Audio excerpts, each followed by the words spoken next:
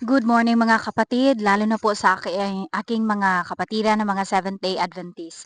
Alam niyo ba mga kapatid na sa panahon sa fulfillment po sa prophecy sa Ezekiel chapter 9, basahin niyo po 'yan mga kapatid. Ang pinakaunang papatayin po ng 5 mga anghel ay ang mga leaders ng Seventh-day Adventist Church, ang mga pastors and ministers na tumatayo ng mga guardians of the spiritual interest of the people. Bakit po mga kapatid? Dahil trinaydor po nila yung ipinagkatiwala ng Panginoon sa kanila na gawain. Sabi dito sa Testimonies for the Church Volume 5 page 211, malinaw po dito mga kapatid, the ancient men, those to whom God had given great light and who had stood as guardians of the spiritual interest of the people had betrayed their trust. At ano yung tinuturo nila mga kapatid? Nag-iba na daw ang panahon mga kapatid, hindi na po ang Panginoon magbibigay ng paghuhukom or judgment sa kanyang iglesia. Dahil napaka-maawain na daw ang Panginoon mga kapatid, hindi na daw siya kagaya noong unang panahon na kung merong magkakasala ay talagang ah, nakaka-suffer or nagsa-suffer ng kamatayan, nakaka-experience ng kamatayan. And sabi dito, thus peace, ang tinuturo nila sa mga iglesia po mga kapatid ay peace and safety.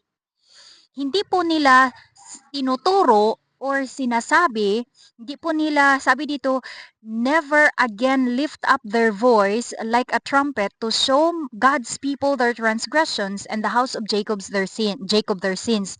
Hindi po nila pinakikilala sa mga kapatiran kung ano yung kasalanan, kung ano yung mga abominations or mga kasuklam-suklam na mga bagay na ayaw ng Panginoon or na mga bagay na ginagawa sa loob ng iglesia o yung mga kasalanan. And sabi dito, sila daw ay mga dumb dogs that would not bark are the ones who feel the just vengeance of an offended God.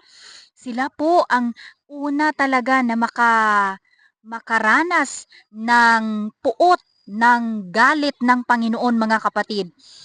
Kaya ito po ang dahilan kung bakit po maraming mamamatay na mga Seventh-day Adventist dahil po sa mga leaders, mga pastor ng Seventh-day Adventist Church. Kaya mga kapatid, buksan po ang ating mga puso at isipan. Itong mga leaders na ito po ay hindi nagtuturo ng tama sa atin.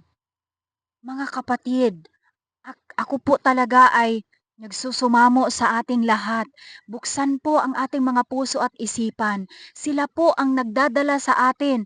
Sila po ang ginagamit ng kaaway para dadalhin po tayo sa damnation po, mga kapatid.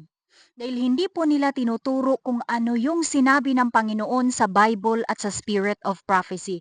Kung ano yung tunay na turo sa Biblia at sa Spirit of Prophecy sa pamamagitan ng ating propeta. May God bless us all.